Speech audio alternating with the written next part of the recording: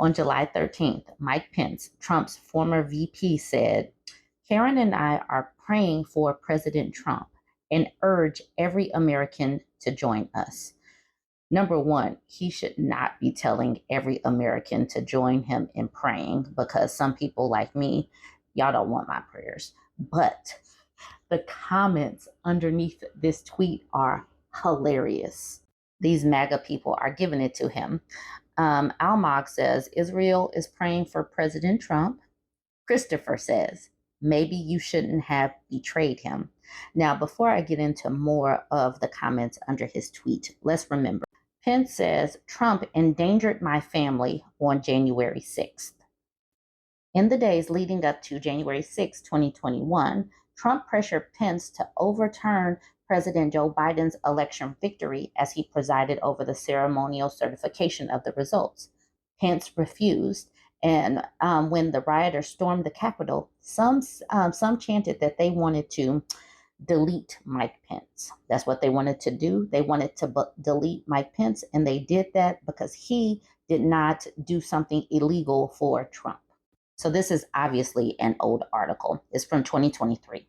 Former Vice President Mike Pence on Saturday harshly criticized former President Donald Trump for his role in the January 6th riot at the U.S. Capitol, widening the rift between the two men as they prepared a battle over the Republican nomination. President Trump was wrong, Pence said during remarks at the annual White Tie Gridiron dinner attended by politicians and journalists. I had no right to overturn the election, and his reckless words endangered my family and everyone at the Capitol that day. And I know history will hold Donald Trump accountable.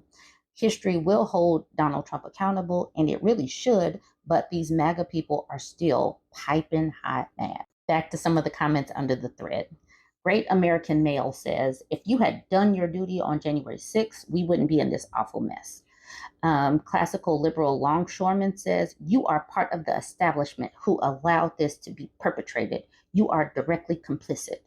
Not a dumb blonde says, like hell you are. The fly was right. Vince Langman says, traitor, you have blood on your hands. The Texas one says, screw you, traitor. Here's the part about the fly. Queen Katerina says, he's a legend. He'll be fine. You're still a loser. Steve says, this would have been prevented if you would have did your job, you piece of poop. Don says, on behalf of every American, F you. Look at Dawn. She has the American flag and praying hands and a heart in her name. Kathleen says, zip it, traitor. Nick says, you're a traitor to this country. AG says, F you. Army Brat says, you are evil. I have no respect for you, Mr. Deep State. Tracy says, I hope those pieces of gold you received after the State of the Union speech were worth it. Raven says, you never miss an opportunity to attach your name to President Trump. If it wasn't for you, none of this would have happened. At Everywhere says, this wouldn't have happened if he was in his rightful place at the White House with his protection and not having to rally your backstabbing clown. I'm sorry, not having to rally, you backstabbing clown. I literally loathe the ground you walk on, traitor. Miranda says, you, sir, are disgraceful. What a pathetic post for a man that honorably led our nation with you by his side and constantly stabbing him in the back the entire time. Lilith's disciple said, please read the comments. These people are crazy. Greg says, you're the reason we are here. Renata says, stolen elections have consequences. You helped create this crisis. These people are so mad. They really think that the vice president has the real power to overturn an election. And that is what these comments reflect. But it also reflects that our education system is very, very lacking. If they really think, they really do think, they really think that Pence had the right to do this. And it is reflected in these comments. There are so many more. There are lots of comments, so much vitriol. But what I don't get is why Pence even had anything, any prayers for him. Like why he did put his family at risk and still does. These people literally hate him for doing his job. All right, join the conversation. Let me know what you think about these comments and these tweets.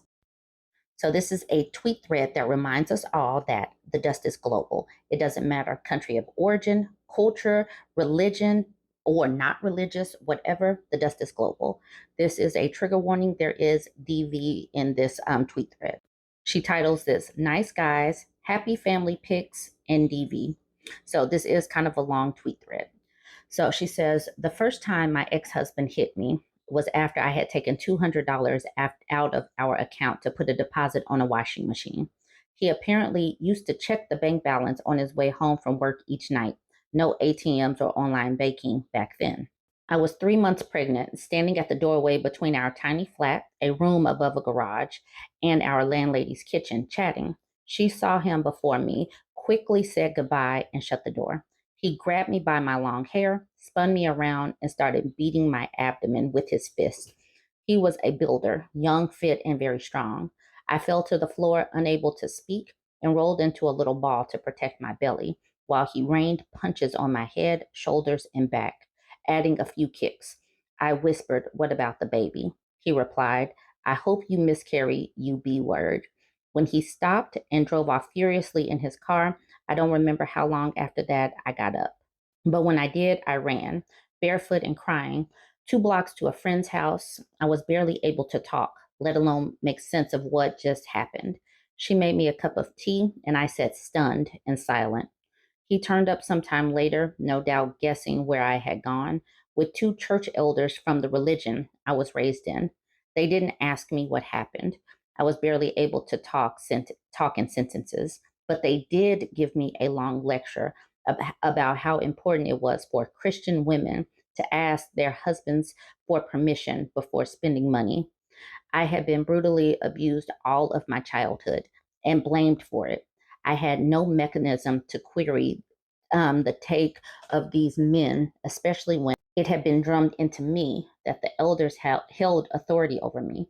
No one told him that his brutality was wrong. That didn't even get mentioned, just my failure as a wife. The next few months saw the violence escalate. I was thrown downstairs, had my possessions smashed, and when I ran away, he would chase me down, punch me in the back of the head, and make me fall to the ground, and then drag me up onto my feet again by the hair and force me to go home. I didn't scream or yell. I whimpered and begged him to stop. I told my dad what was happening, just once. He asked me what I had done to provoke it. I didn't speak about it with him again for the more than 15 years that it continued. We had countless meetings with church elders. I was always counseled about things that I had to change. It was always my fault. We had 3 children, one of whom died as an infant. I also had 3 miscarriages. On the outside, we were a happy couple. We smiled at our church meetings, holding hands, cuddling, and we were always beautifully dressed. Unless you have been in the situation where you sleep with a monster, it's hard to describe the way that living with this fear freezes something deep inside, or how it is possible to suppress everything except the need to avoid making him angry, or how we build a facade of normality while living with the threat of being unalived. My kids went to school fearful that he was going to unalive or maim me while they were away because he would threaten me in front of them. They learned to call the police. One had a frightening, calm discussion with me about what would happen if he did unalive me, and yet they also smiled in public and looked happy, just as I had done when my father was violent, because terrorized people learn to make sure that the reputation of their abuser is protected at all times for their own sakes. They learn to be loved up when needed and compliant on demand. My ex was a nice guy.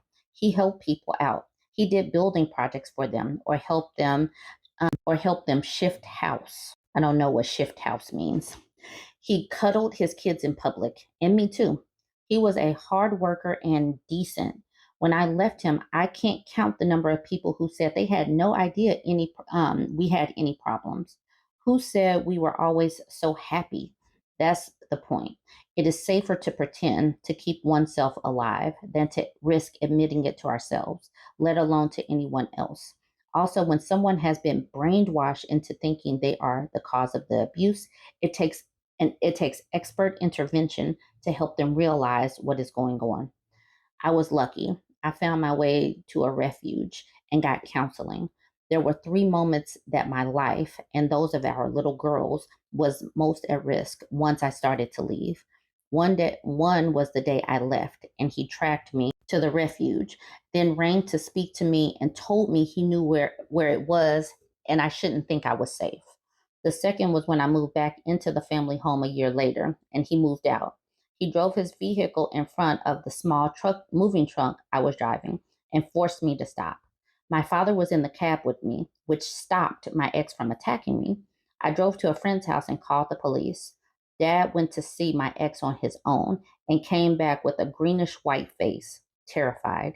He said he had never realized how threatening my ex was before then, and he had to run to get away. The third was when my ex picked up our girls for an access weekend, and I felt an incredible fear as they drove away. A year later, when we were agreeing to divorce, I told him I had been scared he was going to unalive himself and them. He told me calmly that he had been planning it, but chose not to. If he had unalived me or them or all of us, he would have been called a nice guy in the media. His friends would have said the same thing, and all the same BS would have been trotted out about mental health, loneliness, inarticulate males, and etc. And we would have been 3 more victims added to the carnage. Once, when he beat me up, he ripped the dress I was wearing from neck to hem. I threw it in the rubbish. A few weeks later, he handed it back to me. It had been repaired by his mother, who never said a word about it. She had sewn the lace down the rip and washed it and ironed it, then given it to him to hand back. That lace covered the reality of his actions and is a good analogy of the way our society talks about male violence against women. We cover it up. We hide beneath the veneer of excuses and justifications without looking at it for what it is. Some men think they own women and their bodies and that they have the right to do whatever they want to control them. And they will do whatever it takes to get revenge if crossed, because that women and children are their possessions, and that terrified women are coerced into pretending that everything is okay because they are literally scared of being unalived. We smile and we hold their hands and we have sex with men we fear will take our lives. We are accountable for their behavior and our own. The media won't educate themselves, but just keep promulgating the same BS about nice guys. Men who unalive their partners and or kids are never nice guys, ever. So this woman is in New Zealand. I found that out as I scrolled the comments. Obviously, she's in the church because she kept on talking about the church elders visiting her. The wild thing is so many people talk about feminism and divorce, and the feminists are the ones that are breaking up the families and all of this. But just imagine being the children that are growing up seeing this, because she was once one of those children that grew up seeing her dad being violent, and that was her norm.